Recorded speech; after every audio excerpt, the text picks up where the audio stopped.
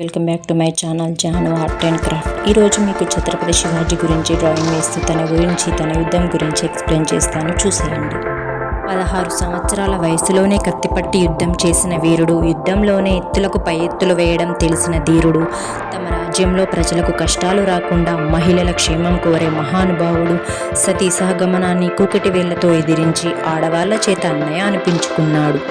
మరాఠా సామ్రాజ్యాన్ని నెలకొల్పి మొఘలు సామ్రాజ్యాన్ని ఎదిరించిన ధీరుడు అతనే. ఆ పేరు ధైర్య సాహసాలకు, ఆ పేరు నిలువెత్తు నిదర్శనం. అతనే శివాజీ రాజే భోంస్లే.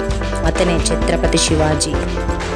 ఈ ఛత్రపతి శివాజీ ఫిబ్రవరి 19, 1630లో పూణే జిల్లాలో జన్మించారు. తల్లి జిజియాబాయి, తండ్రి షాహాజీ. ఇతను భోంస్లే కులానికి చెందినవాడు. శివాజీ తండ్రి నిజాం షాహీల ప్రతినిధిగా ఉంటూ మొఘల్ రాజులను వ్యతిరేకిస్తూ యుద్ధాల్లో పాల్గొనేవాడు. 1674 సంవత్సరం జ్యేష్ఠ శుద్ధ త్రయోదశి నాడు శివాజీ పట్టాభిషేక వార్షికోత్సవం సందర్భంగా హిందూ సామ్రాజ్య దివాస్గా జరుపుకుంటారు. 1674 సంవత్సరం జ్యేష్ఠ శుద్ధ త్రయోదశి నాడు శివాజీ పట్టాభిషేక వార్షికోత్సవం సందర్భంగా హిందూ సామ్రాజ్య దివాస్గా జరుపుకుంటారు. జిజియాబాయి శివాజీకి ప్రజల మీద ప్రేమ, ఇంకా విద్యాబుద్ధులు, సహనం, స్త్రీల పట్ల గౌరవం తన తల్లి వద్దనే నేర్చుకుంటాడు. మరాఠా సామ్రాజ్య స్థాపనే తన లక్ష్యంగా పెట్టుకున్న శివాజీ సకల విద్యలు తెలుసుకొని తన వ్యూహాలు మొదలుపెట్టడం స్టార్ట్ చేశాడు. శివాజీ తల్లి జిజియాబాయికి మొదటి కొడుకు తర్వాత పుట్టిన పిల్లలంతా వరుసగా చనిపోవడంతో ఈసారి తను పూజించే దేవత అయిన పార్వతి పేరునే శివాజీకి పుట్టగానే పెట్టింది. పార్వతీదేవిని శివాయై అనే పేరుతో వారు పూజిస్తారు. ఈ శివాయై పేరు కలిసేలా వారు పెట్టుకున్నారు.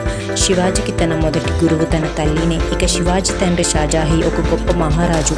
శివాజీ తన తండ్రి దగ్గర నుండి ఒక రాజుకు ఉండాల్సిన అన్ని గొప్ప గొప్ప విద్యలన్నింటినీ చిన్న వయసులోనే నేర్చుకున్నాడు.